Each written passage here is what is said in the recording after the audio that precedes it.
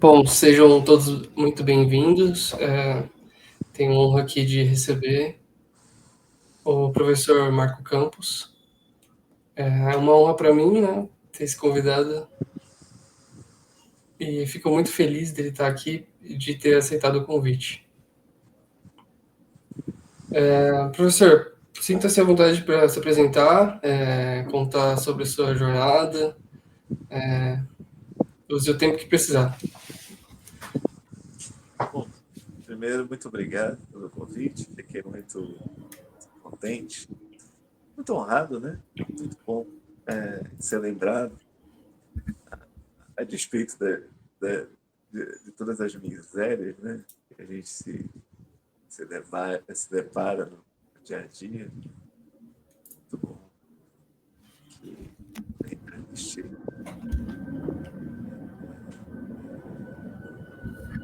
miserável e humilde professor, né?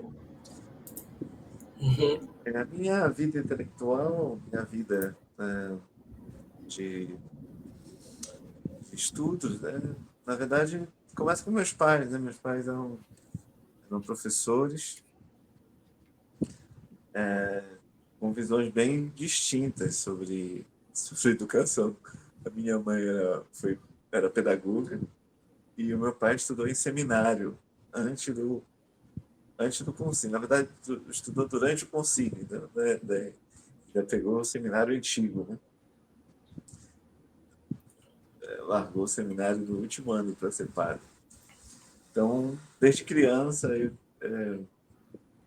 havia muito essa tensão doméstica, né? De como seria a melhor maneira de me educar.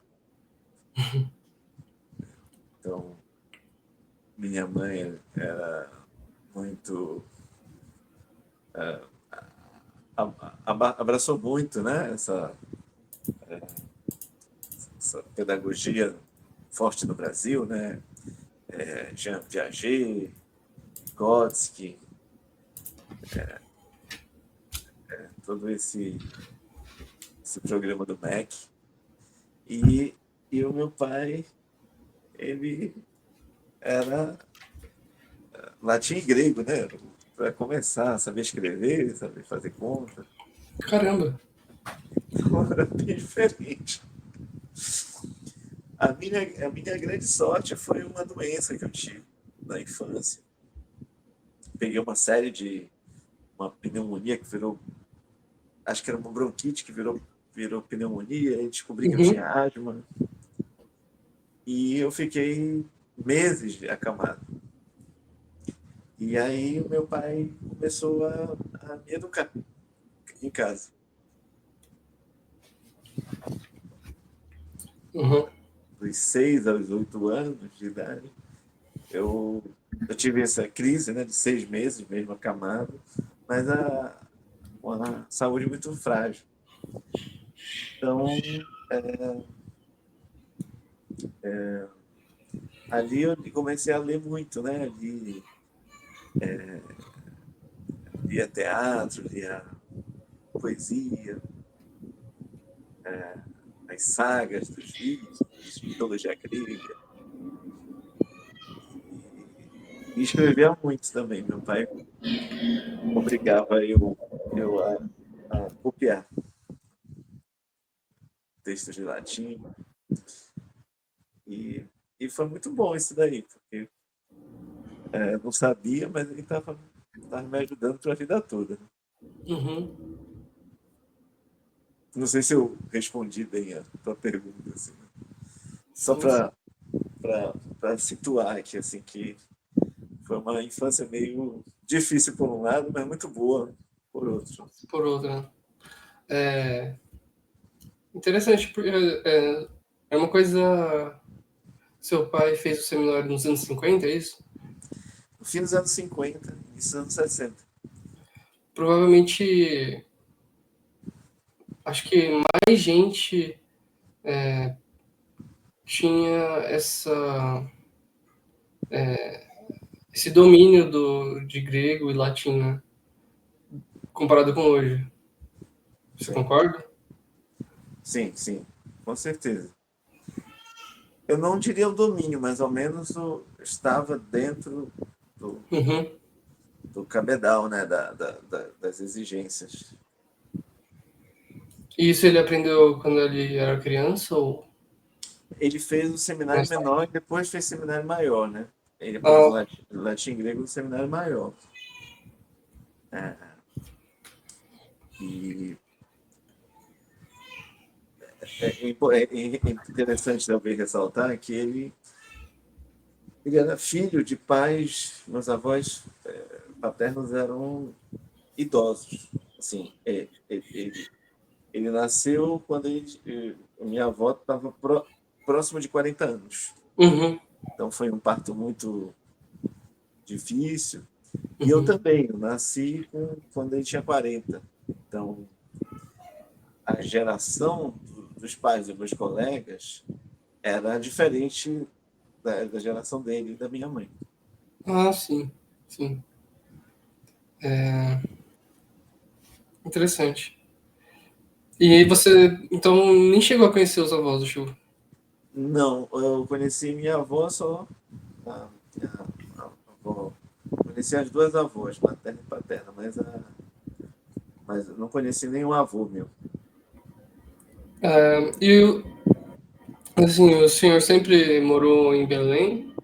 É isso, a sua infância, você passou aí? Sim, eu cresci numa periferia de Belém, num lugar que era uma espécie de conjunto, eu acho que era algum tipo de financiamento que no tempo dos militares eles faziam para professores. Então é um lugar, uma casa bem confortável, sem luxo, mas fora do centro da cidade. Uhum, Lá passei minha infância. uhum. E, e ao longo da sua formação, foi, você acha que manteve esse, entre aspas, vida intelectual, não sei se pode ser chamada disso, que você herdou do começo da sua infância, já que você aprendeu com seu pai, assim, ali no ensino médio, depois faculdade? Sim, não, porque houve épocas de conflito aí, né? Eu, eu percebia que eu tinha uma intuição de que as coisas que eu aprendi na infância, de algum modo, me ajudariam ou me facilitariam alguma coisa. Mas eu nunca não entendi isso até mais ou menos 14, 15 anos. Eu estava na escola e vi um garoto que ele sempre chegava atrasado no segundo horário. Eu não sei se não existe isso. Você pode entrar, chega atrasado e não pode entrar na aula, né? Aí pode entrar no segundo horário. Ah, aqui tem isso sim, pelo menos nas escolas públicas tem isso, Então, de São Paulo. esse garoto, ele não podia. Ele normalmente entrava no segundo horário, porque ele morava em outra cidade. E ele começou a se apaixonar por uma menina.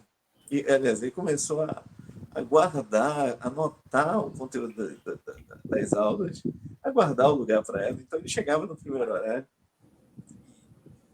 e às vezes ela chegava no segundo. Então, eu logo me lembrei que alguma coisa eu já tinha lido em algum lugar. E era na Odisseia, né? A Calypso lá, né? A,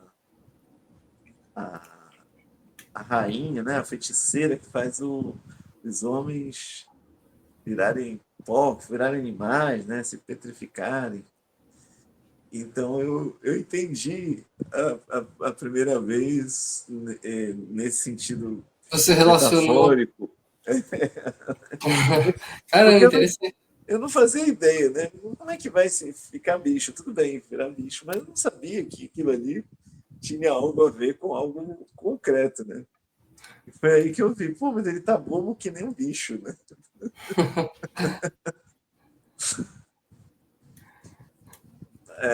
Mas então, e depois eu na infância, como eu falei, né? Eu eu estudei muito em casa, perdi alguns anos, eu não fiz pré-escola, já entrei na escola. E aí eu fui convidado a voltar para a primeira série. Eu fiz a primeira série, aí na segunda série eu fui convidado a regredir um ano, porque eu era meio idiota, eu acho que na, na visão lá do curso pedagógico. Mas é porque eu, na segunda série, não prestava atenção na aula, porque eles estavam muito atrasados em relação ao que eu estudava em casa. E aí eu não conseguia manter muito bem a concentração, eu acho. Aí eu. Você não estava hipnotizado por uma garota também, né? Não tinha a ver. É porque eu achava tão interessante, que eu já lia bem, né? E os meus coleguinhas não. Então era tudo meio difícil. Sim. E aí eu tinha amizade só com os meninos da minha rua, não conseguia fazer muita amizade na escola. Então, para mim, foi um lugar muito ruim essa primeira fase da escola. Uhum. Então, só depois, lá pela sexta série, eu virei o melhor aluno. Sexta série, virava o melhor aluno, não sei o quê. E, e isso acabou com a universidade. Entrei para a universidade, fiquei muito desgostoso daquele ambiente ali, assim. Porque eu achava que era. Ah, agora acabou a brincadeira, né? Vai ser um lugar que a gente vai estudar mesmo, vai conhecer gente que estuda também. Eu conheci, é verdade, mas foi uma tristeza também. Uhum. No geral, não te incentivava. Não, de jeito nenhum. O que foi bom é que lá eu conheci pessoas que tinham computador em casa. E aí eu podia acessar PDF, né? Naquele tempo tinha chamavam de internet de escada, né? E, Lá para o nossa, final dos anos 90, início dos anos 2000. rapaz, demorava um PDF, um documento, assim, demorava muito tempo para baixar. Filme, então, era um dia, né? Nossa. Aí foi uma época boa de estudo, assim, que eu comecei a baixar os livros que eu queria, né? Que eu encontrava.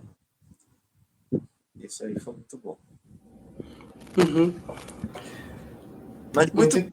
muito vagabundo, assim, né? Veja, eu tinha meu pai como uma referência para estudo. E e na escola e na universidade eu não encontrei isso. O, o arquétipo do seu pai ou você se encontrar? Não, eu não encontrei esse perfil de um mestre, assim, uma pessoa que não apenas conhecesse o conteúdo, mas integrasse o conteúdo com a sua vida, Uhum. existencialmente, né? E não simplesmente alguém que tem um conteúdo que vai te treinar, te adestrar para passar numa prova. Uhum. E isso nunca me interessou, porque para mim era como que ser avaliado nesses termos era como que algo que beirava a vaidade. Então, tem um sujeito aqui que ele vai me avaliar e muitas vezes ele sabia menos que eu, né? Pô, Então ali era mais um. Não tinha uma vocação de ensinar, passar o conhecimento, ou se aprofundar, era mais de ter autoridade ali de certificar várias pessoas. Né? certificar várias pessoas. Interessante. Também acho isso. É. Até que um ponto da minha vida, minha juventude, eu conheci um professor de verdade. O professor Thomas Ustienne, já falecido. Deus o tenha. E o Thomas era, não, digamos assim, não era a pessoa mais ordenada do mundo, né? Esse botão aqui da camisa dele dificilmente estava alinhado com o botão equivalente, era sempre assim. E ele dava aula assim mesmo, chegava suado e era um professor alemão.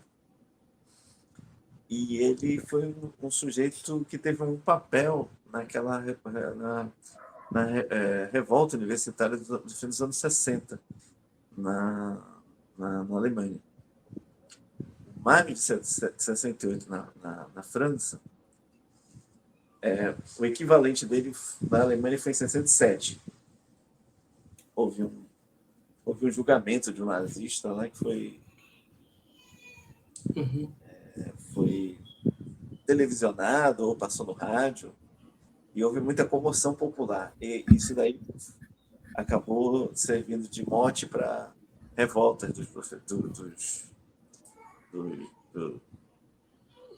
dos alunos contra os professores. Esse professor, que viria a ser meu professor, ele era um desses caras muito brilhante, assim, que entrou nessa rebeldia estudantil, né? Virou um militante de esquerda, e apanhou da polícia. Isso aí comprometeu em parte a carreira acadêmica dele, futura. Sempre foi um cara assim meio que mal visto entre os pares, mas brilhante do ponto de vista intelectual. E na velhice dele, ele acabou vindo para Belém do Pará, para a Amazônia.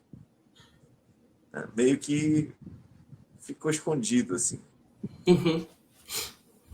E ele me deu apoio, assim,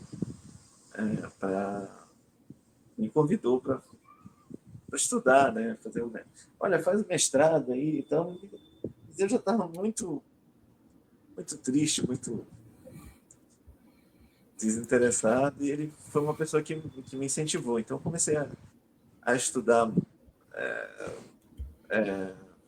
muitos alemães, muita história da Alemanha. Uhum.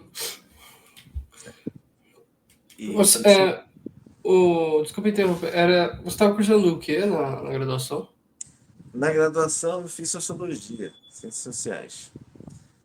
E ele não foi meu professor da graduação, mas ele tinha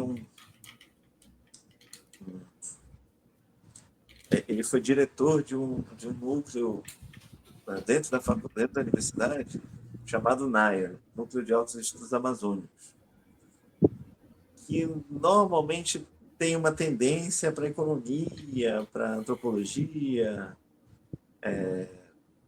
a, a geografia, e não havia nenhum ramo assim de interesse que eu pudesse, por isso que eu nem me candidatava lá para o NAIA.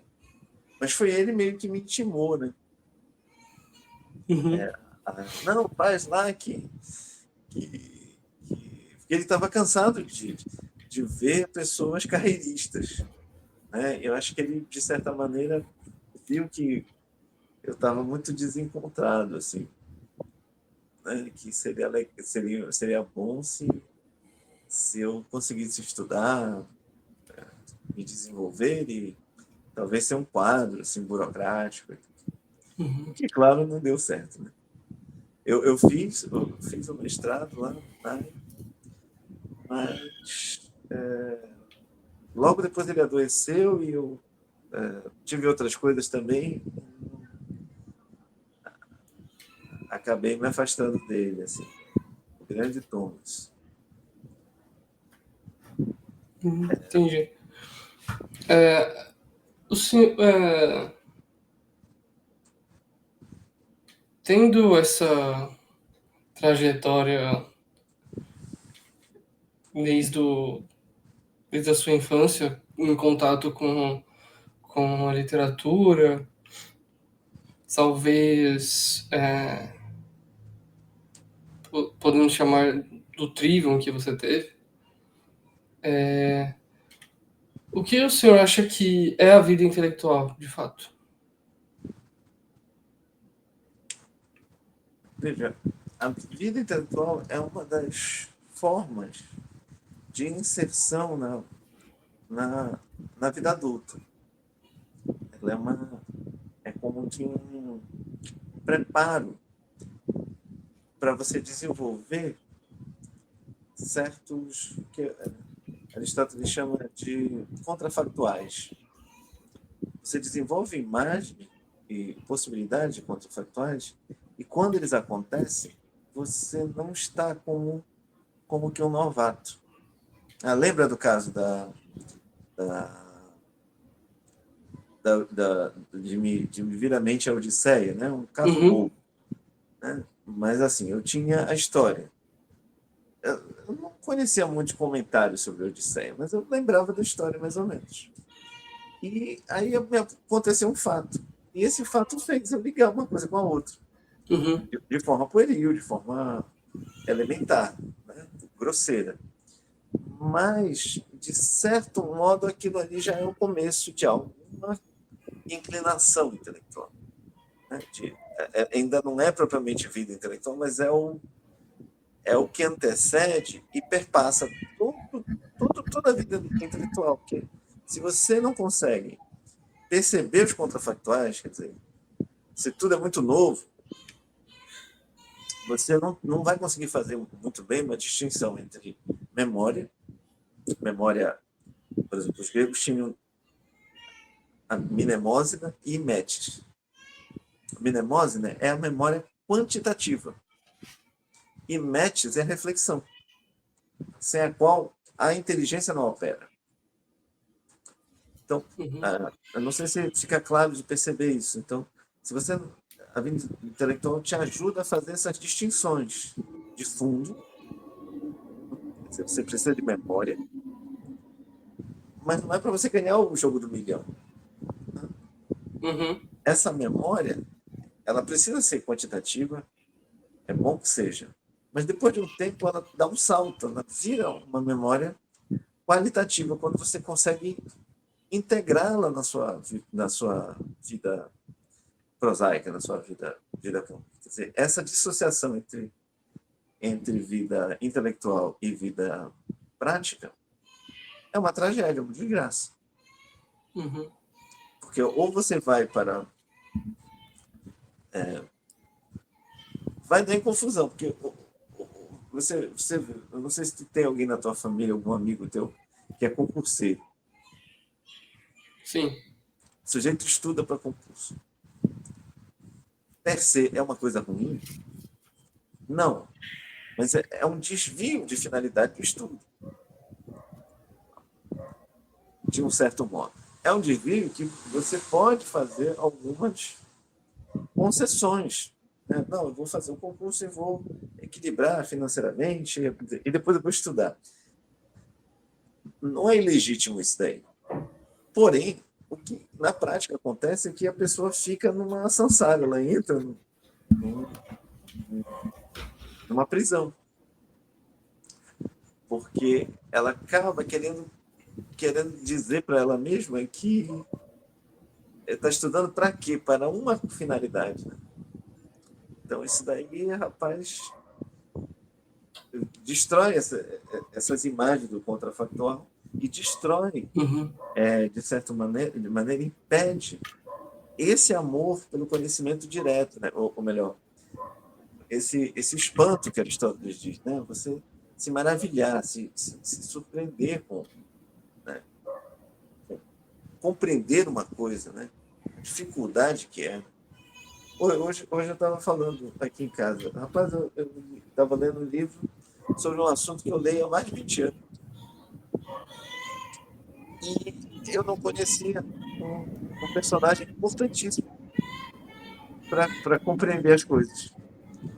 E, quer dizer, eu sabia que eu conhecia mais ou menos, conhecia bem o assunto, mas não conhecia tão bem assim, já que eu faltava esse dado cronológico e biográfico. Foi um sujeito que aprendeu com um e passou para o outro. Quer dizer, foi uma vida, né? Que eu não sabia nem que existia. Eu não conhecia esse camarada aí. Então, veja, como é importante o contrafactual, né? Você ter a possibilidade de imaginar a coisa antes que ela aconteça. Uhum. Como seria, né? E isso até implica em vida espiritual também. Se você não tem capacidade de conhecer os seus defeitos, as suas mazelas, é difícil você ser uma pessoa burra. Uhum.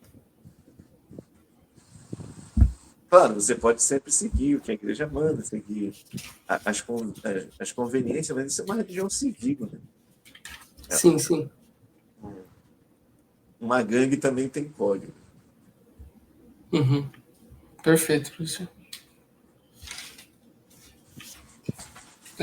Porque a ponte que eu queria fazer era de estar, assim, não ter uma referência próxima de vida intelectual na faculdade ou em familiares ou amigos e ter isso mais próximo, tipo, vendo conteúdos na internet e vendo esses perfis, certo? Mas acaba que na internet acaba aparecendo esse tipo de a leia, Arapuca, né? sim, de tipo você achar que só ler esses lista de livros você vai ser um intelectual. Ou compra esse curso que você vai Vai você garantir a vai sua ser um né? então eu acho que que é importante entender antes de dar esse passo, né? Eu Porque acho, eu acho que tem a ver com isso, esse negócio da referência. Eu acho que educação, estudo tem a ver, pelo menos nesse sentido que a gente está falando, formação, né? A ideia, o build, essa ideia de formação, tem a ver com dois momentos, né? O primeiro é de emulação, de cópia, de mimetizar um certo comportamento, você admirar. Então, o garotinho lá, ele pega, ele aprende por quê? Ele copia, né? uhum, Tem um mam, daqui a pouco ele fala mamãe, fala papai, fala peixe, vai copiando. À medida que ele vai se desenvolvendo, ele vai tendo seu próprio caráter, sua própria, seus próprios interesses. Eu acho que na vida intelectual não é tão diferente desse primeiro passo. Quer dizer, você tem que ter bons exemplos. Ó, aí, problema. A gente tem muitas famílias destruídas, né? Você, às vezes o sujeito não tem um pai na casa, não é presente. Às vezes o pai morreu muito cedo. Às vezes os pais não são bons exemplos. Então, aí você já começa com uma certa dificuldade. Isso não é empecilho para a vida intelectual. Mas é importante que você tenha essa visão. Poxa, eu vou ter que, de algum modo, compensar esse problema aí. Porque isso é um problema. sim, Está entendendo? sim, Assim, claro, como pode ser um problema com os pais presentes. Né? Ou, por exemplo, os pais que. Não, eu quero que tu estude tal coisa, tem que fazer vestibular para aquilo, tem que fazer direito, medicina, engenharia, isso aqui. E o sujeito tem vocação para outra coisa, né? Então, quer dizer, ao mesmo tempo que tem esse excesso, tem o outro. Mas eu acho que é importante da pessoa entender que o aluno, o estudante, é sempre. Isso é inequívoco. Ele é sempre o agente ativo do processo de aprender. Se você não quiser aprender, se o cara não quiser, não tem como fazer ele aprender. Uhum. Então, esse desejo de aprender implica também em você reconhecer o seu ambiente, reconhecer quem são seus vizinhos, sua família, o pessoal que mora ali na outra rua, fazer um desenho, sabe? Geográfico mesmo, fazer um desenho, o nome das ruas, como é, por que tem esse nome aqui, essa rua de onde eu moro, a rua do meu trabalho, de onde é que veio, quem é esse general aqui, não sei o quê. Entende? Porque isso daí é um negócio que está diretamente tem uma foi a ação de uma vida que influenciou diretamente o seu cotidiano. Se você não sabe isso vai dar problema, vai virar um beletrismo, tem uma grande chance de virar algo infecundo o seu estudo. Uhum. Entende? Tem uma dimensão. Aristóteles faz essa distinção, né? Você tem a, o negócio e o ócio, né? O ócio ele cuida da vida de manutenção do corpo. E o ócio é que dá origem ao termo escola, né? É, é o que nutre o espírito. Se há uma profunda divergência entre um e outro, esse negócio vai ficar desordenado. Uhum. Então, é importante você não ser como o Édipo, né? O Édipo sabia as coisas. Qual é o animal que de noite, de manhã tem quatro patas, à tarde tem duas, à noite tem três. Ele é o homem, não sei o quê. Só que ele não sabe quem ele é, porque ele mata o pai e casa com a mãe. E é um cego que explica para ele. Dá para entender uma parte desse sentido do Sim, mito, né? sim. Da história? Quer dizer, é um pouco a situação do intelectual que sabe, é o homem, né? É o capitalismo, é o governo. Espera aí, pode ser, mas qual é a classe social que eu pertenço? Qual é o grupo que eu venho? Né? Então, onde é que meu avô estava em 1927? Você entender isso daí é fundamental. Porque Por que eu são me chamo dos Santos ou Silva? exatamente, né? Quer dizer, os nomes, né? Quer dizer, eles reproduzem os valores, né? O você saber sobre heráldica, né? Não só para entender o Tolkien, o movimento armorial, o teatro do Barroco, Gil Vicente, mas para que você entenda, você treine essa possibilidade de compreender as coisas. Uhum. Uhum. Interessantíssimo. Veja É. que em sociedades ou tradicionais, ou numa comunidade pequena, onde tem algum tipo de êxito, ou as pessoas julgam que tem algum tipo de êxito, os nomes são os mesmos dos avós e dos bisavós. Sim. Não tem muita diferença, né? Família real, né? Pedro de Alcântara, não sei o quê. Dificilmente vai ter um Ian numa família real. Dificilmente vai aparecer uma Apoena. Ah, né? Por quê? Porque são nomes que as pessoas colocam porque, ou porque acharam bonito, ou porque querem reescrever o futuro para os seus filhos, porque o passado não presta. Uhum. Então, o próprio nome já diz muita coisa da tua família, do teu passado comum, do horizonte de consciência. Isso aí, estudar isso daí já é uma coisa boa, né? Uhum. De entender o seu lugar e Entender para seu dar lugar, os sua próximos passos. orientação. Sim, Uhum. imagina, Gabriel. Eu não sei quem foi meu pai. Ou meu pai era um cachaceiro, então, coitado, foi um cara que morreu, né? Quando eu tinha 3 meses. Eu já não tenho orientação dele, eu não tenho mãe. E aí eu também não sei por que escolher o meu nome. Eu não sei o nome da rua de casa, quer dizer, eu vou ouvir o funk, o trap, né? Isso aí que vai restar para mim. É o que vai restar. Tá entendendo? Porque isso faz mais sentido. Sim, sim. Uma coisa Eu que. não estou recomendando.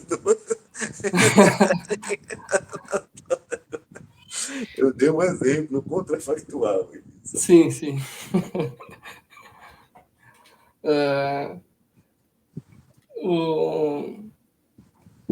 Então, era até uma coisa que eu anotei aqui para perguntar para o senhor, que tem um pouco a ver com isso, de a vida intelectual ela é elitista no sentido, na comparação do sentido clássico da, de estar acompanhado com as virtudes para você guiar essa sua vida, tanto quanto em comparado com a vida elitista burguesa, né? De você tá no, tá, tem o privilégio de estar numa boa escola que os professores ensinam só as melhores coisas, ou ter acesso a cursos pagos, ou ter acesso a uma biblioteca vasta. Assim. O que o senhor acha disso? O termo elite aí é um termo equívoco, né? Uhum, Formação de elite no sentido de, dos melhores, dos nobres, né? Sim, são os melhores de uma comunidade são aqueles que querem se aperfeiçoar, querem buscar as virtudes. A obtenção das virtudes é a precondição, em última análise, da realização, da felicidade, quer dizer, do bem, de se atingir o bem. Nesse sentido, o número de pessoas que sacrificariam outros interesses menores para a obtenção de virtudes é um número sempre minoritário em qualquer sociedade, em qualquer época. Não é à toa que das ordens mendicantes, os franciscanos e os jesuítas, e os dominicanos, perdão, que fundaram as universidades, são justamente as ordens que necessariamente eram mendicantes. Veja, não foi um acidente. Os papas, quando determinaram que dominicano ia ser mendigo, é porque ele já estuda. Já, São Tomás ele sai da universidade, da cidadezinha dele na Itália para Paris, a Universidade de Paris, para caminhando, né, pedindo esmola. E o que é isso? É um treino para a obtenção de quê? De virtude. Qual é a primeira virtude? Tu é logo de cara. A, a, a, a humildade, quer dizer, a negativa, né? Evitar a soberba, já que você vai estudar, e saber é melhor do que não saber. Então, a tendência é você se achar melhor que os outros. Então, a mendicância é uma condição em relação ao homem a Deus, né? Então, e o outro é a coragem. Então, a obtenção de coragem e o combate espiritual são as chaves, né, para a vida intelectual. Que é automático, Gabriel. Você sabe o negócio, teu vizinho não sabe. Primeira coisa que passa na tua cabeça é: pô, eu tô na frente, né? uhum. Tô na frente pra caramba. Tem que explicar para esse cara aqui. Então, Eu assinei o curso do Matheus, eu tô na frente do meu vizinho aqui. claro, ele tá mesmo, né? Então, quer dizer, não se negava isso na escolástica. Mas aí a universidade, quer dizer, o camponês, o alfaiate, os outros estados, os outros estratos da sociedade, os estados, né? Eles fornecem o seu trabalho para que exista uma categoria de pessoas, de homens, que sejam os modelos para a orientação da comunidade, né? Reafirmando essa noção da analogia entre, né? Quer dizer, entre a alma e a sociedade. A sociedade que busca se ordenar mediante uma ordenação espiritual, baseada nessa hierarquia, é uma sociedade que tende ao bem, ao belo, à realização, ao direito natural. Daí se desdobra várias coisas. Quando você não tem isso, você substitui isso por uma ficção jurídica, né? Aí dá problema. Quer dizer, veja, sempre vai ter então, elite nesse sentido próprio, né? Mas elite no sentido burguês já é uma outra coisa, porque o sentido burguês já é um sentido imanentista, econômico. Então, ele coloca a aparência da coisa no lugar da essência, né? Então, não necessariamente, como eu falei, né? Se o aluno é o agente ativo e o professor é o passivo do processo educacional, pedagógico, você ter o melhor professor e você não ser o melhor aluno, não vai fazer você se tornar necessariamente o melhor aluno. Então, não é uma coisa que você pode pagar. Você pode pagar dentro de certos limites.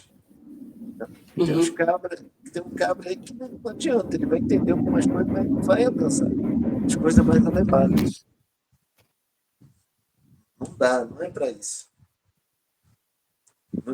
Isso não quer dizer, não estou dizendo que você pode ter nascido no berço de ouro. Não tem inclinação para isso.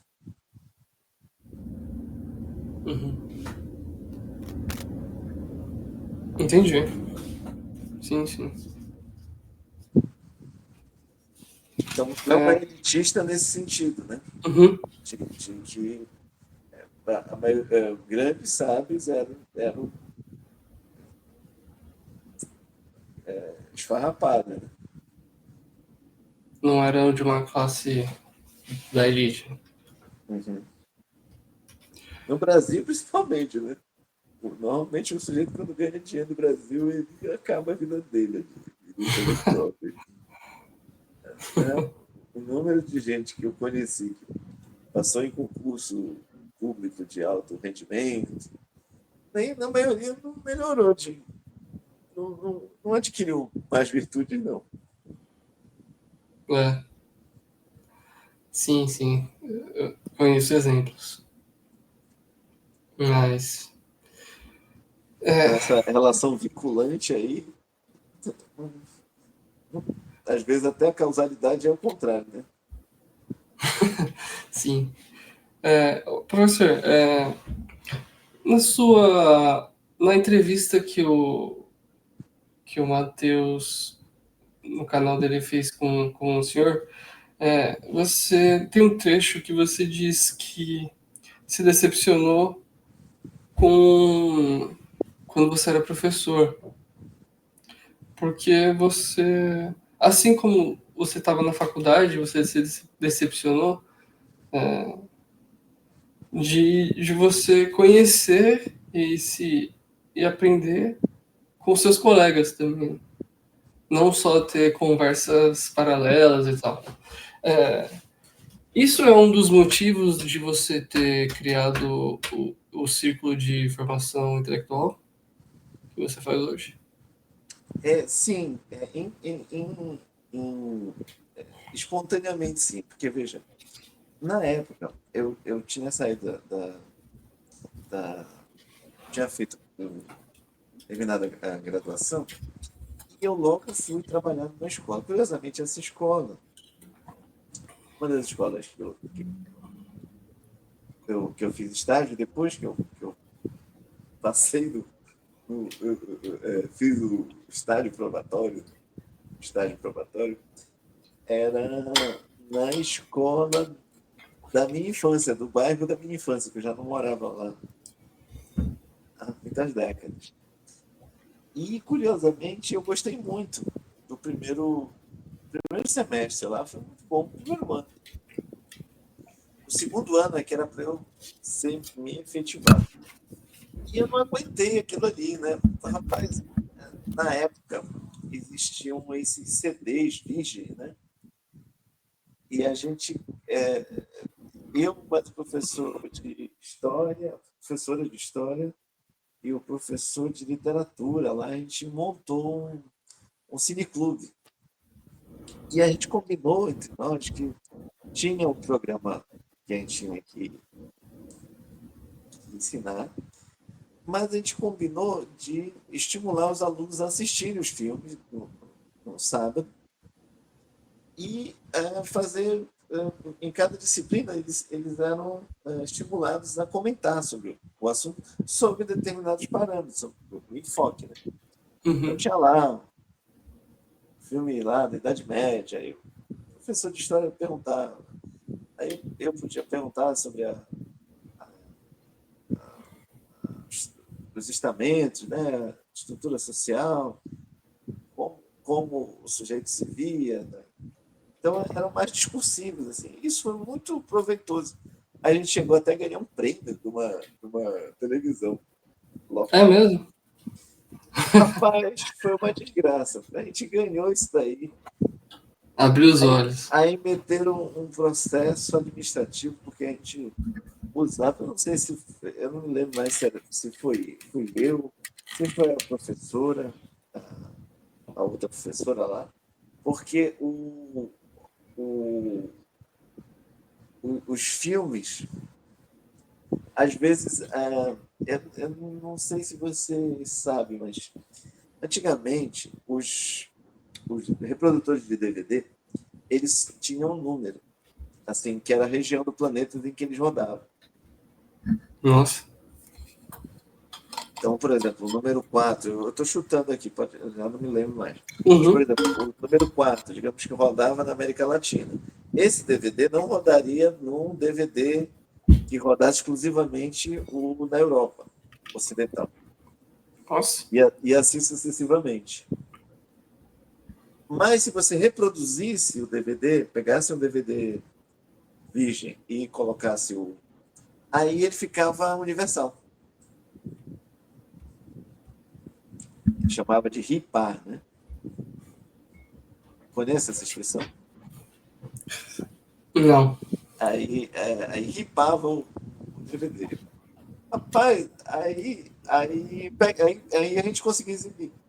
Não meteram o processo administrativo, porque a gente estava usando, estava ferindo os direitos autorais, não sei o quê, Nossa. como se fosse uma pirataria, né? Que a gente estivesse fazendo para vender, para lucrar, alguma coisa assim. E era assim, claramente eles sabiam que não era isso, era só mesmo para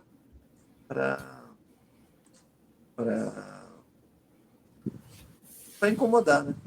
Incomodar. É. Ou também houveram questões pessoais, meu pai adoeceu na época, e eu realmente entendi que aquilo ali não era para mim, porque já me incomodava essa questão de ter um programa pela qual eu já nem sempre concordava. Né? Você, que nem do exemplo da sua infância, relacionou algum mito alguma história da literatura com o ambiente que você estava ali? Não, as minhas aulas eram assim, 70%, 80% é, é, indicando isso, querendo estimular que a pessoa pegasse algum exemplo da sua vida com o conteúdo apresentado.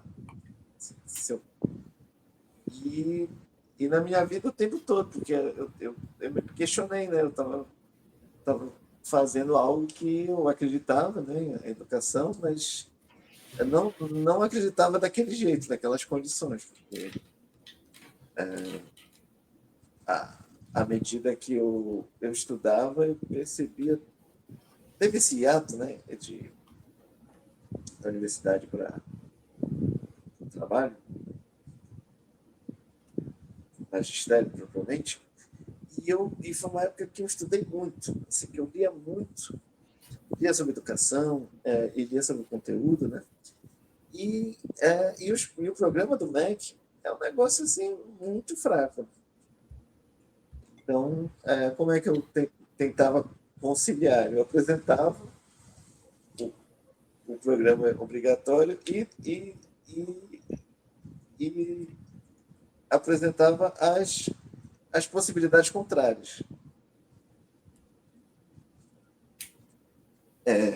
Mas eu vi que isso realmente não dava.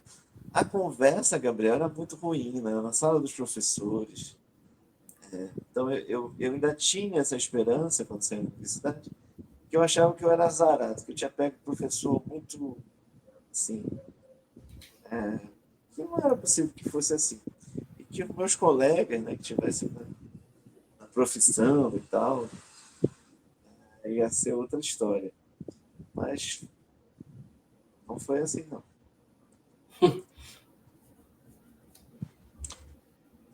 Depois disso, eu tive a felicidade de fazer os últimos cursos do professor Benedito Nunes,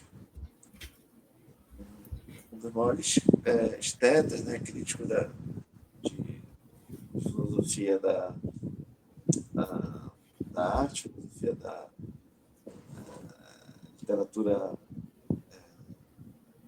crítica literária, literatura comparada. E isso aí foi muito importante também para mim, assim, digamos que foi fundamental. Ele havia sido professor do meu pai, Nossa. uma matéria de filosofia, né? E Uhum. foi muito importante, assim. Se não me engano, foi entre 2007 e 2009, já não lembro mais.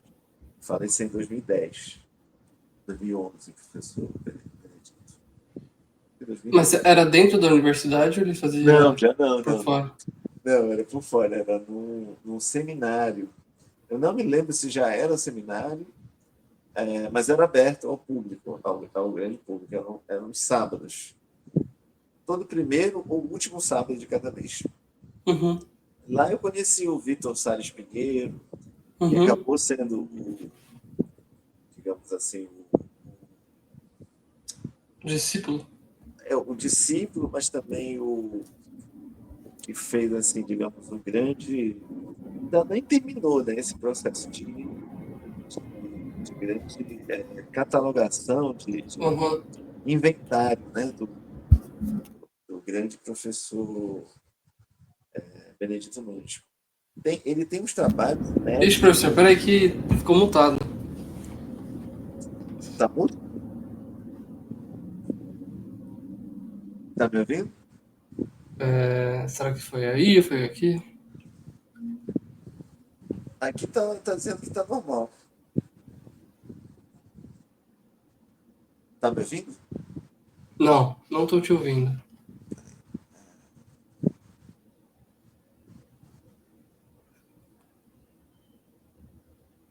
Tá ouvindo agora? Não.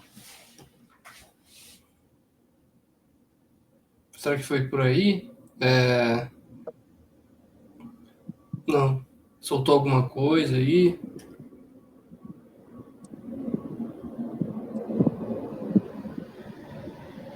O senhor me ouve? Melhorou? Peraí. Ah, agora sim. Acho que eu te ouço. Tá conseguindo ouvir? Ah, Não? agora sim. Tá ouvindo. Tô sim. Beleza. Eu falei sobre o Benedito Nunes. Deu para ouvir até essa Sim, sim. parte? Você ia falar do trabalho do Vitor Salles. Sim, pois é. O Vitor fez esse grande o inventário, né? Inacabável, interminável inventário do professor Benedito Nunes. É um trabalho magnífico, né? Em vida, eles conseguiram, eles lançaram acho que foi pela editora do FPA, do tio do Benedito Nunes, que é o Carlos Alberto Nunes, o Platão. Ele fez toda a tradução do Platão todo o Shakespeare. Isso eles não lançaram, mas o Carlos Alberto Nunes fez a tradução do Shakespeare. A Ilíada e a Odisseia. Ah, Mas eles fizeram só o Platão, com o Vitor, né?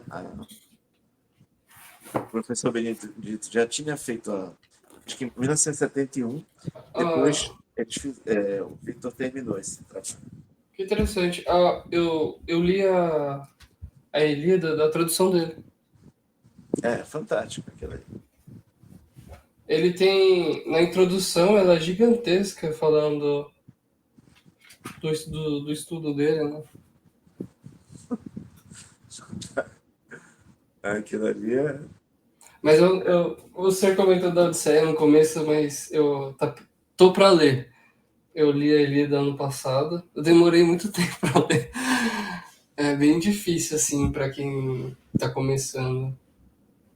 Porque não é em prosa, né? É em verso e metrado ainda. Foi bem interessante de ler, mas foi bem difícil. Na verdade, tem aquela. É, é, ele até, tipo, ele ensina, né, no começo como que você tinha Não é que para ser lido, né? É para ser declamado. cantar. Né? Sim, sim. A Carolina ela fez até uma, até uma aula de declamação, ela tem um curso de declamação. A Até fez. Carolina, sua esposa? A minha esposa, ela fez ano passado. Acho que é o curso de declamação lírica. E aí eu fiz uma participação nessa aula dela, muito Que boa. interessante. Então, veja, o Benedito Nunes realmente foi essa influência cronologicamente pequena, foi um ano, né? Mas bem intensa. Claro, não intensa como o Victor, que ele praticamente se mudou lá, só faltou se mudar lá. Uhum. O Benedito No, já dormindo lá e o Victor anotando, perguntando. uhum. Tem umas palestras do Benedito Nunes no YouTube com a presença do Vitor. Sim. Tem material dele incrível sobre mística na, na poesia, na literatura. Algo que nossa, são estudos muito aprofundados do professor que nem foram publicados. Tem aulas com áudios dele que eu tive acesso aqui, estou vendo Caleb. Tem que ver isso daí de direitos autorais, publicação, não é coisa assim alto nível. Vejam, são aulas que é um pouco difícil para a pessoa de hoje, porque ele fala tudo de maneira muito lenta.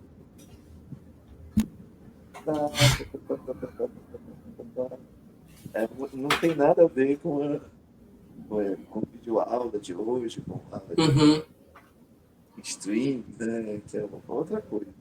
uhum. Mas é de muita profundidade. E os áudios estão muito bons. Qualidade. Então, esse material aí, tem uma parte do pessoal aqui do CFI, nosso curso de Círculo de Formação Intelectual, que tá na dianteira disso daí. Caleb, Alexander, Uhum. vocês têm que andar. Outra referência importante foi o professor Olavo, né? Já, já, já desde os anos 90, eu li alguma coisa dele, depois eu li a coluna dele na época, se não me engano, na Veja, na época. Depois o professor Orlando Fedeli, mas assim, remotas, né? Posso dizer que meu pai, Thomas Etienne e o Uhum. professor Benedito foram. as fundamentais. E depois do tango, né? Quando teve essa outra fase da minha vida, o professor Jorge Dispari já morreu.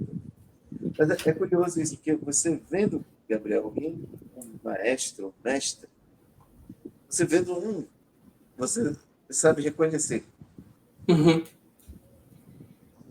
Eu não entendia nada de tango, e quando eu vi o maestro Dispari falando sobre o simbolismo do vinho, da tourada, que tinha a ver com o tango, rapaz, ali, né, esse cara aí tem conhecimento. Onde você conheceu o tango? Eu fui morar no sul uma época, meu irmão ficou doente, graças a Deus se curou. Eu gostei muito da cidade, fui ficando em Porto Alegre. E aí eu acabei conhecendo o tango e comecei a estudar, me aprofundar. E depois fui para Buenos Aires. Passei 2 anos indo assim, quase todo semestre, passava uns dias, passava um mês, indo e voltando, né? Uhum. Era- Eu quero conhecer Buenos Aires, então depois eu vou perguntar uns lugares para você. Não, é muito bacana isso daí. Lá Então, existe um estilo chamado Bija Urquiza. Bija Urquiza é o nome de um bairro em Buenos Aires, que é o nome do estilo, de um estilo de tango. uhum, E esse estilo, ele é diferente dos outros, em grande medida por ele ser periférico. Nos anos 40, ah, eles tinham muito orgulho, né, de que eles tinham os maneirismos, os jeitos de conduzir do próprio bairro. E eles acharam estranho que os caras de outros bairros, dos playboys, dos mauricinhos, nem sei se usam ainda essa gíria. Os caras iam lá e dançavam com as mulheres deles. Aí, não vai acontecer mais isso. Então fizeram uma reunião estabelecendo critérios de condução. Então uma pessoa nunca ia aprender, uma pessoa que não fosse do bairro, nunca iria aprender sem alguém ensinar como faz aquele passo. Porque veja, uma pessoa, tu danças alguma dança de casal? não. Uma pessoa que dança muito bem qualquer dança, a dois, ela, mesmo que ela nunca tenha feito aulas, mas ela já tem a prática, ela, depois de um tempo, ela tende a desenvolver um olhar. Então, ela aprende passos que ninguém ensinou só de olhar. Uhum, Porque ela já entendeu onde é que tem que olhar, prestar atenção, para se fazer conduções para a esquerda, direita, cima e baixo. Ela identificou já esses códigos. Então, por exemplo, um grande dançarino de merengue, ele aprende samba de gafieira olhando, uhum, certo? O estilo Urquiza, não, porque ele vai fazer conduções muito sutis com o braço, com o peito, que só a pessoa que tá dançando está sabendo. Então, quem está olhando vai pensar que aquilo ali foi combinado, que é uma coreografia treinada exaustivamente. hum, Mas não, é improviso. uhum. Então, quando eu descobri essas coisas lá, eu me encantei, porque eu achava que o tango era outra coisa. Então, também, tango é um termo equívoco. Tem um universo ali de coisas acontecendo. O que vem na minha mente é ter uma música espanhola, um cara bem vestido e uma mulher também bem vestida, só que de vermelho. Toda Sim, com vestido vermelho. sim. É, esse que ficou, né, no imaginário. Esse carro do cinema também. É, Mas o tango teve várias fases. Teve uma fase muito baixo nível, que era de baixo nível mesmo, assim, né? Gente que apostava, nossa. briga de navalha, negócio de infidelidade, briga em bordel. Essa é a primeira fase do tango, e depois tem a fase de ouro, que é essa que eu me referi aí, dos anos 40, né? 39 a 49. E não é uma cultura, eu acredito que não seja uma cultura do Brasil, né? Na verdade, veja, com o Getúlio Vargas isso se separou, mas na origem você tem tangos que eram tocados como no Brasil, tanto quanto em Buenos Aires. Hum, Com o tempo, depois dos anos 30, começou a ter mais esse enfoque. Por exemplo, tem músicas do Ernesto Nazaré e do Villa-Lobos que em Buenos Aires são tocados como tangos e no Brasil são tocados como choro. hum, Mas isso antigamente era muito intercambiável. uhum, A própria Chiquinha Gonzaga, Odeon, é tocado tanto quanto choro quanto como tango. O primeiro tango, a partitura que escreveu foi um brasileiro. A primeira, a primeira gravação de tango foi em Porto Alegre. Então, no passado, era uma herança ibérica, latino-ibérico-americana, né? Comum, uhum. Interessante. do Rio da Prata, né? De Montevidéu, Buenos Aires e Porto Alegre. Depois que isso aí foi. Acho que o Brasil sofreu mais mudanças. Veja, tanto na língua quanto nos costumes. De 20 anos no Brasil, as coisas mudam muito. E o tango, as pessoas tenderam a conservar mais. Essa roupa que você falou, bem vestida, era roupa do baile, né, do tango, era roupa de gente pobre, né? Era a roupa da missa do homem, Uhum. que, que ele guardava e ia para o baile e para a missa, né? Então, isso daí é um lugar que mudou muito. No samba de gafieira também era assim. Então, na verdade, são diferentes, mas não são tão diferentes assim na sua origem. Foi mais, né, uma questão de muita influência cultural, né, massiva influência cultural, sobretudo depois da Segunda Guerra. O senhor mora, né, em Belém, depois morou no Rio. O senhor chegou a morar no Rio ou em São Paulo? Não, não. Eu morei em Curitiba e Porto Alegre. E, e não morei em Buenos Aires, né? Eu ia e voltava. Uhum. E o que você acha que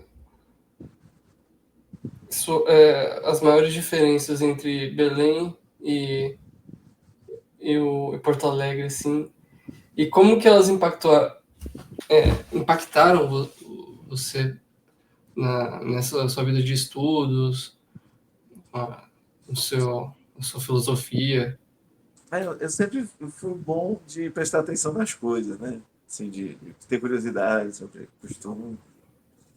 Então tem muita coisa diferente, mas muita coisa parecida.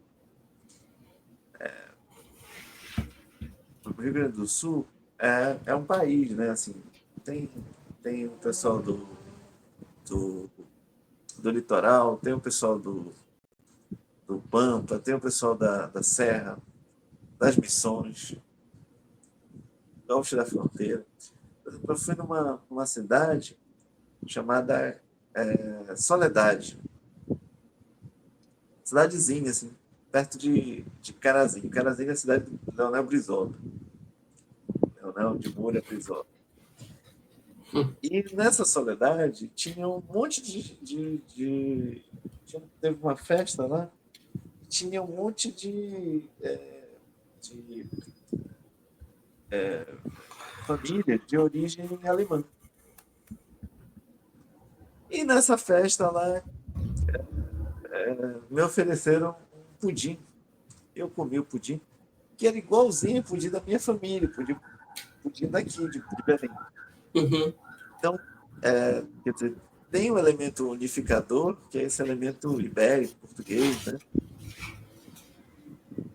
E a religião, claro, como um pano de fundo para todas essas diferenças. Eu percebi muito, isso foi muito claro para mim, que o logos, né, ele abarca e significa o etno, senão essa questão étnica fica interminável, fica incomunicável. Cada um tem um costume, um não vai abrir mão do seu costume, a não ser pela violência, né? Uhum. E cada qual fica no seu quadrado. Então, sem esse elemento unificador, que também é pacificador, de certo modo, da religião, acho que foi uma coisa muito marcante para mim isso daí, de perceber esse particularismo, né? O belenense antigo, assim, ele tem uma coisa um pouco parecida com o gaúcho, de certo modo, no sentido de amar esse romantismo, né? De amar sua terra, até às vezes exagerado, né? Uhum. Não, porque em Porto Alegre tem uma rua lá que é a mais bonita do mundo. Veja, ela não é a mais bonita do bairro, mas aí tem lá uma placa lá, mais bonita do mundo. Tem esses exageros que são legais, assim, né? A pessoa gostar da sua terra e tal. E, então eu vi que tem muito esse paralelismo, né? Por exemplo, entre Belém e Manaus, Belém mais particularista e Manaus mais cosmopolita. Manaus enriqueceu muito e Belém perdeu o bonde da riqueza, da história. Mas Belém ainda tem esse lado de valorizar a sua história, a sua comida, mesmo que seja superficial. Então, isso é um pouco análogo a Curitiba e Porto Alegre, por exemplo. Né? Uhum. Curitiba é mais rica, as coisas funcionam melhor lá do que em Manaus, ou, perdão, do que em Porto Alegre. Porto Alegre. Mas Porto Alegre tem esse lado meio Belém, meio decadente, tudo meio que jogado. Mas, ao mesmo tempo, as pessoas lá querem te integrar, querem que tu comas o churrasco, querem que ela saiba do sotaque dele. Eles têm orgulho disso daí. Uhum. Então, tem esse lado mais... Acho que Rio, São Paulo e Rio também, né? Tem um pouco disso daí. Um mais cosmopolita, outro mais particularista. É, Talvez não no sentido que o Rio foi a capital de um império, né? Mas eu diria assim que tem esses pontos de, de deu pra, deu pra entender essa relação, sim. não, um lado mais universal, digamos assim, outro mais Uhum. particular. Sim, sim. É isso que eu quis dizer. Sim, deu pra entender. Fez sentido pra mim, porque eu nasci aqui em São Paulo, mas eu tenho familiares que estão no Rio também. Então já viajei pra lá e tal. E você consegue perceber bastante isso. No Rio, eu fui poucas vezes, né? No Rio, é muito difícil alguém me perguntar de onde eu sou. Mas no Sul, todo mundo sabia que eu não era de lá. É, o Pará tem o paraense tem um pouco o sotaque carioca, eu acho. Meu Deus, fala tudo. É, muito bom. E eu tenho curiosidade de conhecer Belém. É, não sei se ainda se vai ser próximo, né? Isso. Ó, Minha ideia seria, a família da minha esposa é do Ceará, né? não, Ceará, eu já fui lá umas duas vezes. recente. E quando o senhor comentou das diferenças, mas quando o Logos age, existe essa unidade, né? Eu senti bastante isso quando eu fui para lá. Então,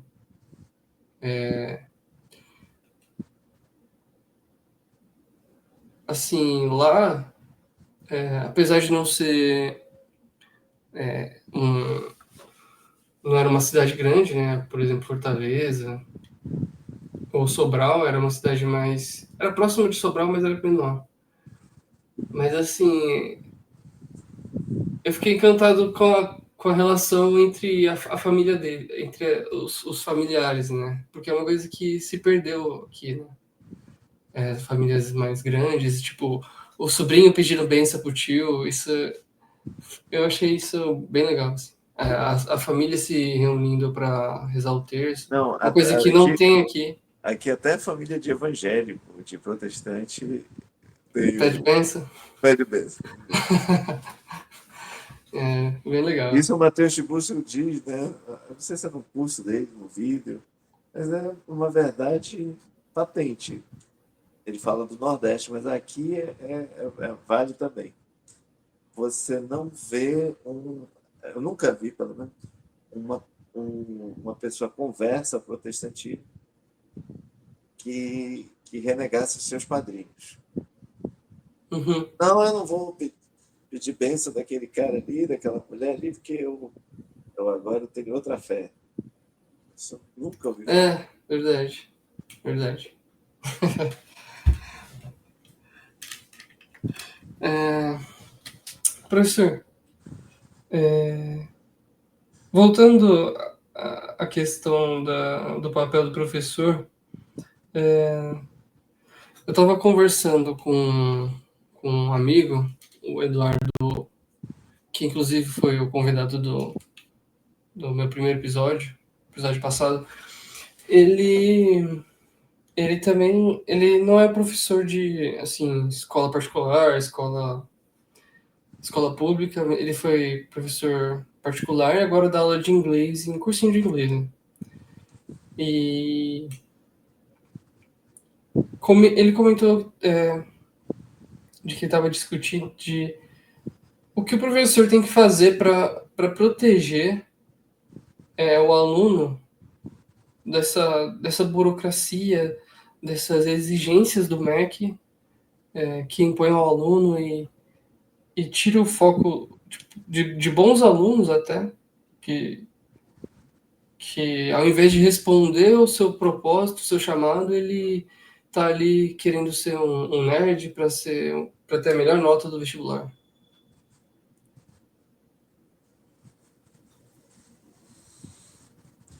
Veja, aí você tem duas opções. Eu te interrompi? Você Não, concluiu? não. Um professor bem intencionado, ele pode dizer, olha, pode ser meio malandro também, né? Você faz aqui o que está pedido aqui no currículo, né? No programa aqui do governo, mas joga isso fora, isso aí não, é só para passar aqui na prova. Então, você está ensinando o cinismo, né? Que é algo que realmente pode enfraquecer. É um elemento corruptor das relações em geral e, sobretudo, das relações do conhecimento. Por outro lado, se ele diz, não, vamos fazer uma resistência aqui, a gente vai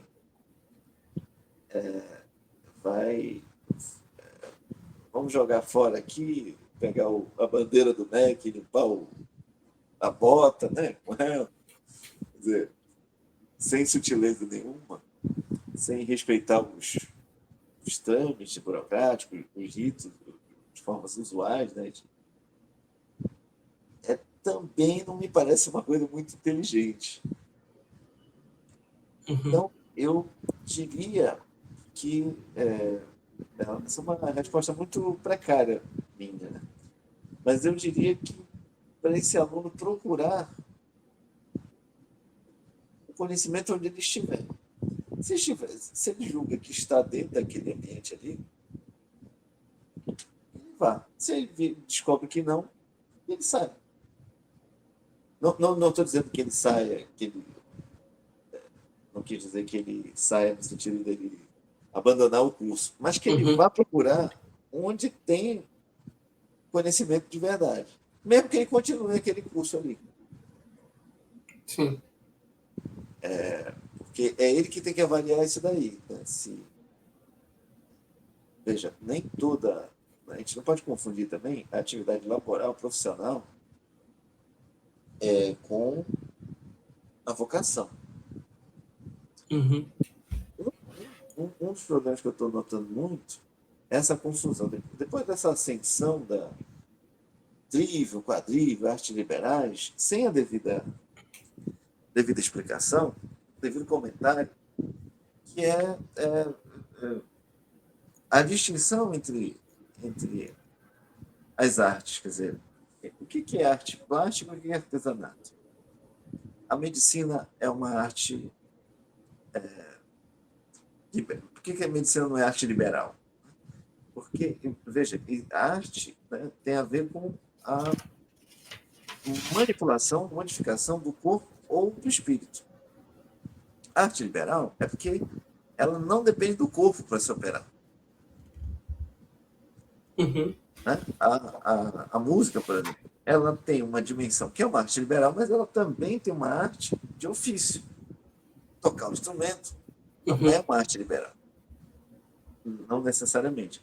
É uma arte como uma arte fabril. Ele é análogo à arte do médico, do cirurgião, do sapateiro. Fazer o Uhum. instrumento, né? Então, é um artesanato. O problema é que faz uma confusão. Então, música, então, só é se você sabe tocar o instrumento.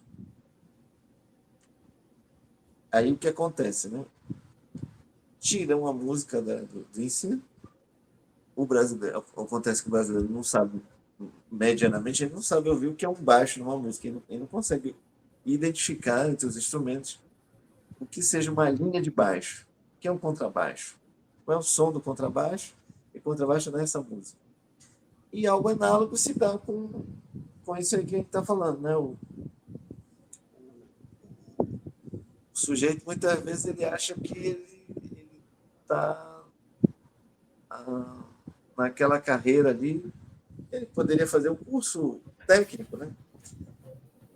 E tá tranquilo, estudar a vida toda. Olha, uma das pessoas mais cultas que eu conheci, ele é marceneiro. E ele invariavelmente parava para estudar entre 1 hora e meia, 2 horas por dia. Todo dia. Esse cara aprendeu alemão só lendo, né? Ele não sabia pronunciar muito bem, mas ele sabia alemão, sabia ler Schelling, Hölderlin, aprendeu francês do mesmo jeito.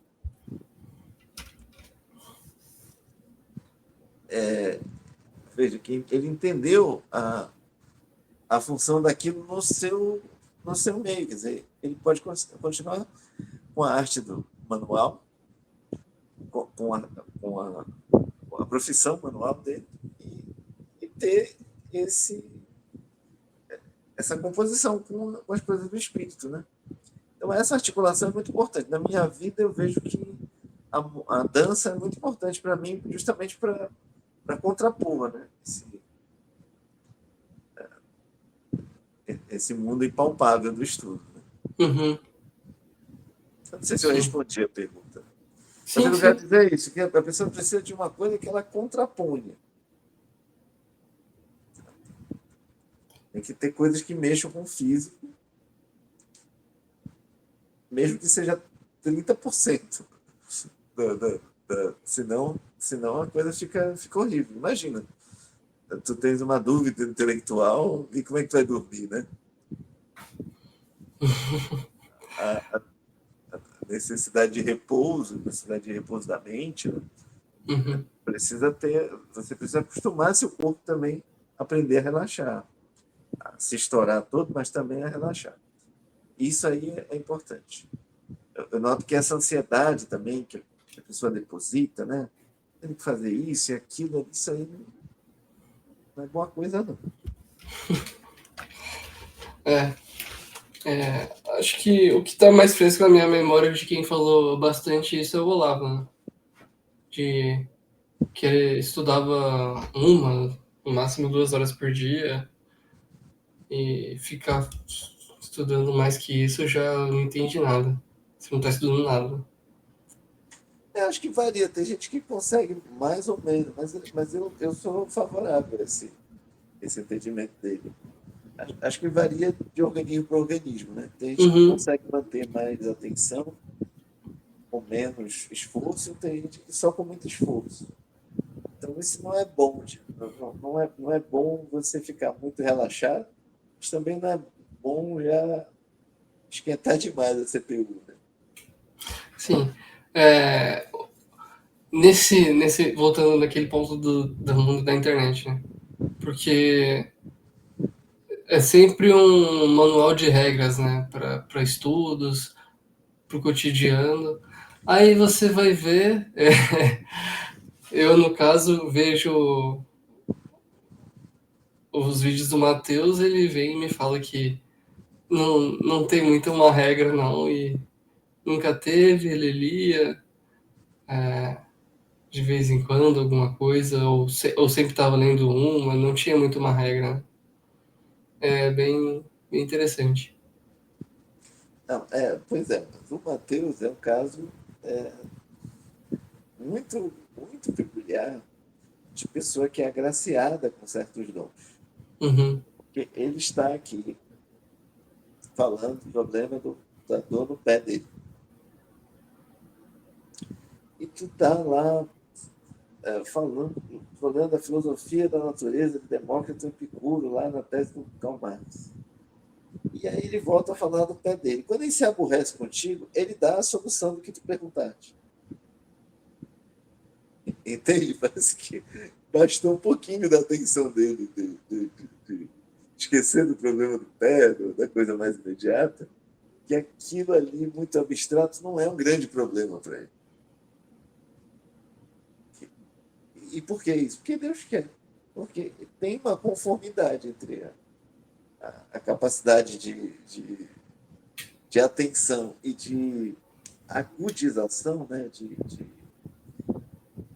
compreensão dele, que é formidável. uhum. Mas não vai querer colocar isso como uma regra, porque não vai sair boa coisa.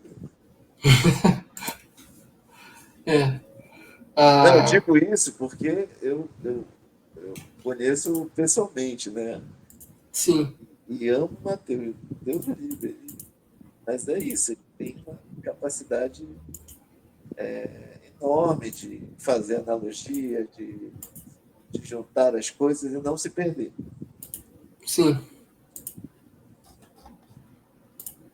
Olha, coisas aqui que eu demorei uma vida para perceber, em menos de 20 dias, ele. 5 dias, na verdade, porque não posso chegar nem 20. 5 dias aqui ele falou: olha, Belém é uma cidade que existe a luta do Logos, e o Antilogos é mais óbvio, tá mais na cara de qualquer outro lugar que eu já tenha ido. Foi isso mesmo. Uhum. Vai passar anos para ler aqui o pessoal da universidade, do pessoal capacidade, né? Geraldo Martins Coelho, Vicente Salles, o Benedito, tu não vai ler isso daí em lugar nenhum. E é verdade.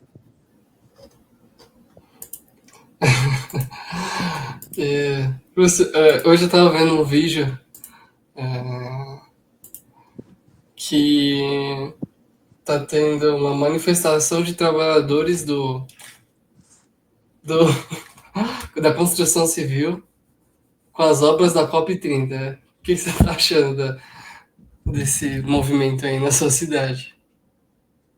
Ah, pois é, eu nem vi esse vídeo, eu vi a matéria, assim, né? Uhum, Rapaz, é a bagunça total, né?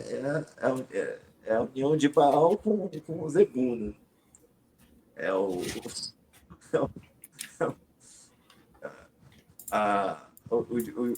o discurso, né, é de colocar na Amazônia como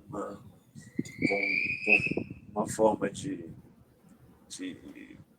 implementar, né, certas visões ligadas ao clima, questões ambientais. E você vê o estamento burocrático, os políticos querendo capitalizar, né, no pior sentido da expressão, politicamente, economicamente, financeiramente. E você vê aqui essa enorme dissolução, né? Quer dizer, as obras, as obras criticadas. Eu fiz um vídeo recente, né? sim, sim. São Sobre criticadas a, porque sobre essa aperocalia. As obras são de uma feiura a feiura, né? incrível, assim. Porque é triste isso, porque veja, Berlim, você andando no centro de Berlim, parece aquele filme do The Planet of Apes, né? O Planeta dos Macacos. Aquela versão Uhum, antiga do Charlton Heston, ele é um astronauta que ele acredita que ele está em outro planeta. Até então, só que aí ele vê lá, Long Island, ele vê a Estátua da Liberdade. Aí que ele entende que foi um problema nuclear lá, que uhum. causou. Então ele viajou no tempo. É Belém do Pará, assim. Porque é incrível. Você olha para baixo, aí vê plástico, um negócio assim, lixo para todo lado. Aí você olha para cima e vê aqueles azulejos lindos, sabe? Barroco espanhol, barroco italiano, joias assim arquitetônicas. Aí você pensa, como é que uma pessoa que está acostumada, que cresceu aqui, que viu isso aqui, como é que ela vai fazer esse negócio aqui, né? Aqui perto de casa está tendo uma dragagem aqui no canal. A dragagem não funciona. Pela primeira vez inundou aqui a minha casa. Além de não funcionar, eles colocam flores de olambra que não se dão bem no clima daqui. Colocam um material que eles usam em favela do Rio. A prefeitura Nossa. do Rio usa lá na favela, aquele negócio lá, exercício e tal, azul, cores horríveis. E eles colocam aqui no centro da cidade, querendo dizer que aquilo ali deveria ser em toda a cidade. O pessoal que reclama, sobretudo o pessoal de esquerda, não reclama por a obra ser vagabunda. Reclama porque só está no bairro dos ricos, né? Uhum. Em tese, nos bairros centrais. Pô, assim, eu sendo da periferia, não quero também o negócio daqui, não quero lugar nenhum, não quero para ninguém, não quero inimigo. Pô. Então é um negócio assim horrível, porque eles contratam, provavelmente, a contratação, além da gente já saber, né, que é, que é de origem duvidosa, eles contratam firmas do sul, do sudeste, Hum, e o cara vai de onde? Onde é que tem planta? Onde é que tem o cara de São Paulo? Onde é que tem flores, plantas? É Olambra, então vamos para lá. Só que chega aqui, colocam as flores morrem, porque não tem. Não, e o material horrível. Rapaz, é uma esse desgraça. negócio azul eu não entendi muito bem, que tem na favelas do Rio. Não, é que azul é a cor da propaganda oficial do governo do Estado, porque é a cor do MDB, que está no Ah, governo. tá. Então, e tudo que era vermelho, que a, a desastrosa gestão anterior Nossa. à prefeitura era do Uhum. PSOL. Hum, E as placas eram em vermelho. Aí eles mudaram tudo para azul, porque ganhou alguém ligado à oligarquia do governador, né? É primo do governador, o prefeito. uhum, E aí eles botaram tudo de azul. Azul e vermelho, que são as cores do MDB. Azul, vermelho e preto, né? Não, e branco, mudou, que antigamente era azul, vermelho e branco. E é muito feio. É um negócio assim, berrante, horrível. E você anda menos de 1 quilômetro, você anda 500 metros, chega no centro histórico ali, aquela beleza, aquela igreja do Carmo, igreja de São João, Catedral da Sé, a igreja de Santana, Nossa Senhora do Rosário, igreja das Mercês, rapaz, é muito bonito aquilo ali.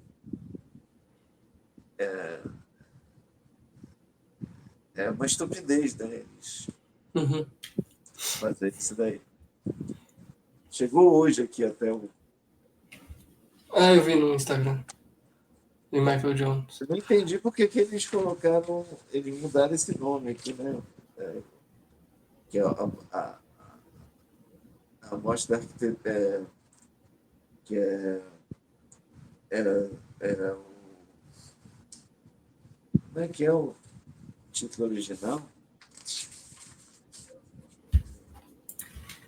Não tem nada a ver, mas.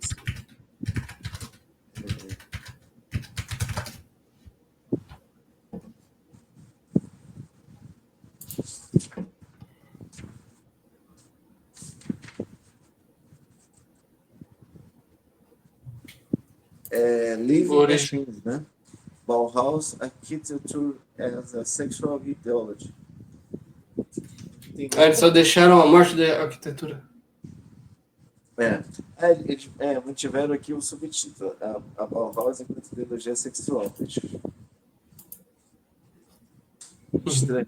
As outras versões são com os títulos, né, libido dominante, o Degenerate Moderns Modernos Degenerados, a Ascensão de Dionísio o Rise, né? Como é que é? Dionísio Rising é Ascensão de Dionísio. Só que uhum. esse aqui não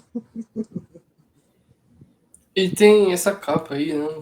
Não sei por que colocaram essa construção, né? é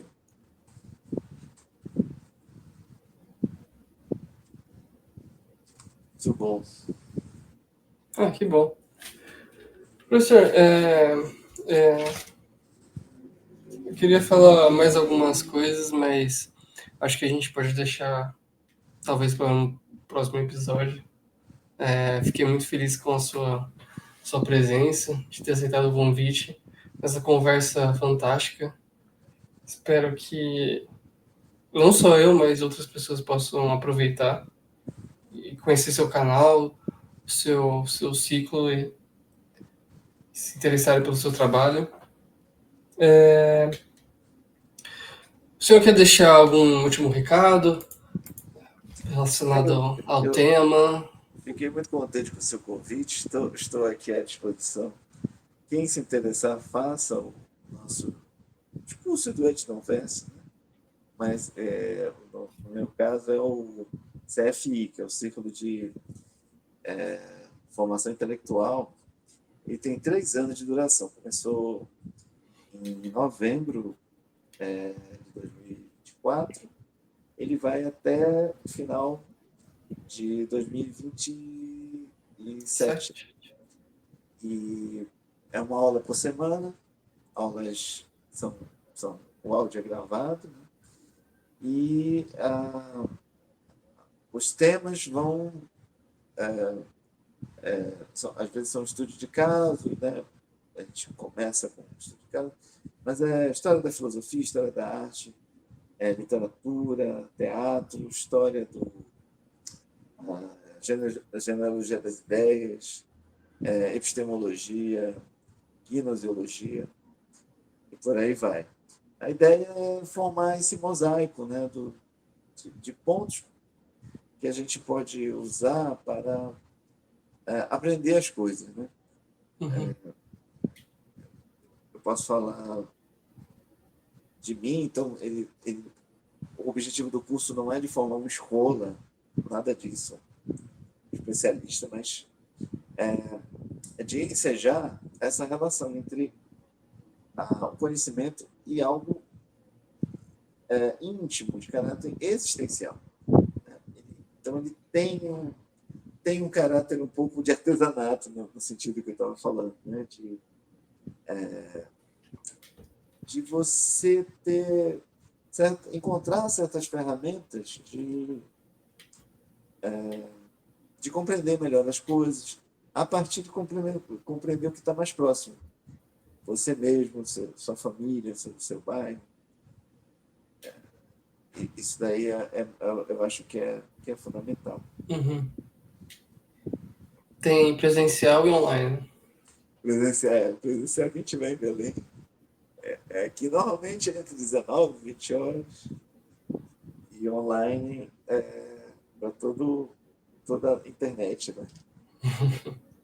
Mas aí, o senhor disse que é 3 anos, mas quem quiser entrar agora pode, né? Sim, pode, porque as aulas são. Às vezes, quando a gente tem aula 1 e 2, e quando tem uma sequência, eu coloco um número. Assim, sei lá, Revolução Francesa, parte 1, parte 2. Essas é bom que sejam vistas, ouvidas em sequência. Uhum. Mas a grande maioria não. Você tem os assuntos e eles vão se perfazendo nessa ideia de um edifício, de uma certa estrutura de build, né, de formação Uhum. e paideia, né? Entendi. Tá certo.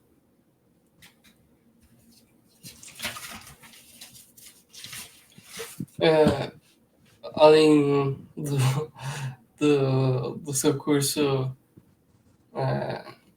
quer deixar algum recado? Sim, eu